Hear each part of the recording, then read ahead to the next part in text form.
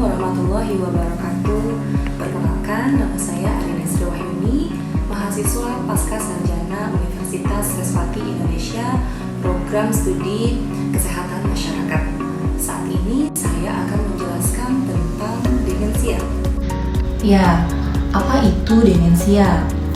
Demensia atau yang lebih sering kita kenali dengan istilah pikun merupakan suatu keadaan hilangnya kapasitas untuk mengingat, berpikir, atau membuat penilaian yang mengganggu tugas sehari-hari. Demensia juga merupakan suatu kumpulan gejala penurunan fungsi kognitif seperti penurunan daya ingat, emosi, pengambilan keputusan, dan fungsi otak lainnya yang karena sedemikian parahnya bisa mengganggu seseorang dalam melakukan aktivitas sehari-harinya. Oleh karena itu, perlu kita ketahui atau kenali juga 10 tanda gejala umum dari demensia. Gejala dari demensia yang pertama yaitu gangguan daya ingat. Biasanya orang yang mengalami demensia itu sering lupa kejadian yang baru saja terjadi. Kemudian sering lupa akan janjinya. Kemudian bahkan sering menceritakan atau mengulang-ulang kembali percakapan yang telah dia katakan sebelumnya.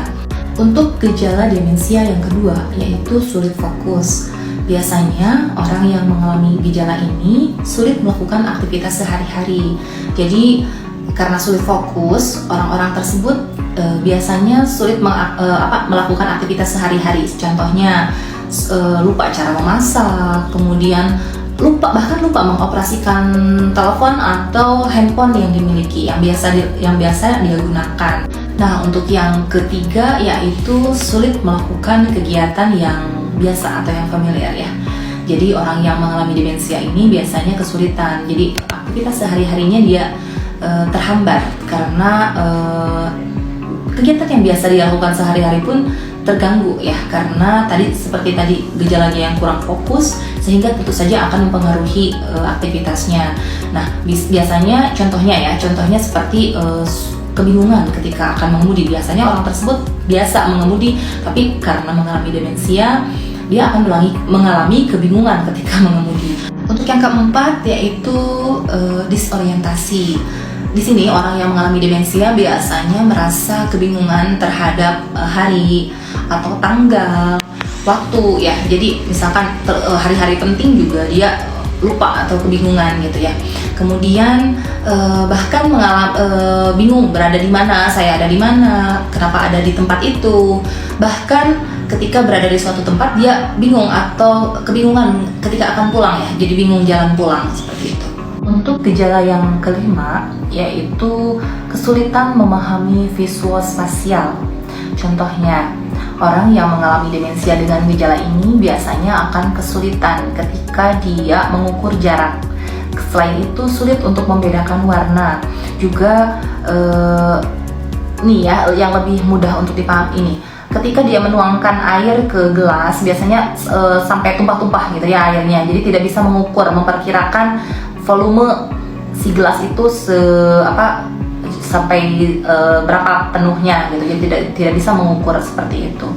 Kemudian ketika berjalan, orang yang mengalami demensia dengan gejala ini biasanya bisa menabrak cermin juga. Kemudian bahkan tidak mengenali wajah sendiri ketika bercermin. Gejala yang keenam yaitu gangguan berkomunikasi.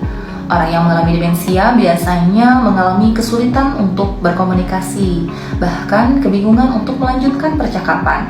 Jadi kesulitan berbicara atau mencari kata atau kalimat yang tepat ketika dia berbicara. Yang ketujuh, menaruh barang tidak pada tempatnya.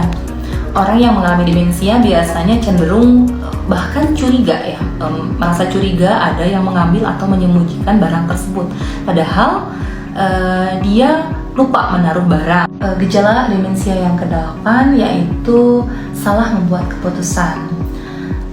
Contohnya berpakaian tidak serasi.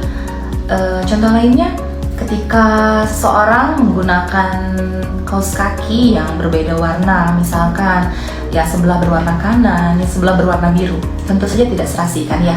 Kemudian tidak dapat memperhitungkan pembayaran dalam bertransaksi. Jadi mungkin si ibu ketika bertransaksi memberikan jumlah uang yang lebih banyak, namun tidak seharusnya gitu ya, jadi tidak bisa memperhitungkan jumlah transaksi.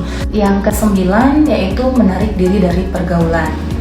Nah, biasanya orang yang mengalami demensia itu kurang bersemangat. Jadi ketika biasanya berkumpul dengan orang-orang sebayanya ataupun dengan teman-teman, dengan keluarga, tapi orang yang mengalami demensia ini menarik diri. Orang yang dengan demensia itu dia sama sekali tanpa penyebab langsung atau tanpa penyebab lain, dia secara emosi, secara menarik diri, malas, tidak mau berkumpul dengan banyak orang. Intinya menarik diri saja dari sosialisasi dengan teman ataupun keluarga. Untuk yang terakhir, yang ke-10, tanda gejala demensia yaitu perubahan perilaku dan kepribadian. Jadi orang yang mengalami demensia memiliki emosi yang berubah secara drastis ya. Kemudian sering menjadi bingung, kemudian curiga, bahkan depresi ya. Serta memiliki ketergantungan yang sangat tinggi terhadap keluarga. Jadi emosinya tidak stabil ya.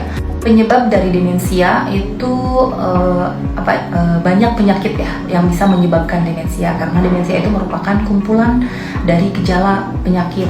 Contohnya penyakit yang paling sering menjadikan demensia itu penyakit Alzheimer. Namun tumor otak, stroke, obesitas dan juga kolesterol tinggi juga bisa menyebabkan demensia faktor. Selain itu juga ada faktor resiko dari demensia, diantaranya perokok ya atau merokok. Kemudian mengkonsumsi alkohol yang banyak itu juga bisa menyebabkan memperburuk keadaan demensia. Nah, demensia ini bisa dialami atau lebih sering dialami oleh lanjut usia atau lansia. Namun tidak menutup kemungkinan demensia tersebut bisa terjadi lebih awal jika seperti tadi faktor resiko, ataupun yang lebih sering sih ada faktor genetik ya, ada di keluarga yang pernah mengalami demensia. Oleh karena itu, karena tadi penyebab dari yang paling banyak demensia itu disebabkan oleh Alzheimer, maka untuk menghindari perlu kita cegah dengan diantaranya cerdik ya. Cerdik itu apa?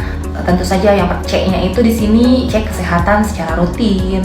Kemudian ada E-nya kan asap rokok, karena tadi faktor resikonya itu perokok ya. Untuk walaupun kita tidak merokok tapi dekat dengan perokok pasif juga lebih berbahaya, sama bahayanya dengan perokok aktif ya.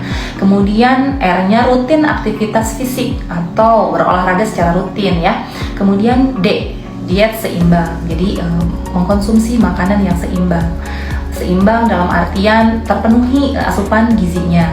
Kemudian I, istirahat yang cukup ya, biasakan istirahat yang cukup dalam satu hari. Kemudian K, kelola stres dan bersosialisasi. Selain itu ada pencegahan demensia, salah satunya dengan senam otak. Mari kita coba atau berlatih beberapa teknik senam otak yang akan coba kita praktekkan berikut. Ada beberapa contoh senam otak yang dapat dilakukan untuk mengurangi risiko dari demensia. Yang pertama, senam otak dengan menyingkronkan jari yang berfungsi untuk melatih otak kanan dan kiri agar dapat seimbang dengan cara mengepal kedua tangan, lalu gerakan ibu jari kiri bersamaan dengan jari kelingking kanan tanpa menggerakkan jari yang lainnya. Yang kedua, senam otak dengan angka 8 yang berfungsi untuk meningkatkan fleksibilitas otak secara seimbang. Caranya, cukup dengan menggunakan kertas dan pulpen sudah bisa melakukan senam otak ini. Yang ketiga, menggambar menggunakan kedua tangan. Senam otak ini berfungsi untuk mengasah otak secara stimulan untuk mengerjakan banyak tugas sekaligus. Yang keempat, membaca teks warna-warni. Cobalah lihat gambar di atas, yang terdapat kata-kata yang ditulis dalam warna yang berbeda. Kemudian, sebutkan warnanya, bukan katanya. Meskipun sederhana dan sepele, tetapi permainan ini juga bisa mengasah otak loh. Jangan maklum dengan pikun, kenali dan cegah demensia dari sekarang. Baik, demikian apa yang dapat saya sampaikan. Semoga bermanfaat. Wassalamualaikum warahmatullahi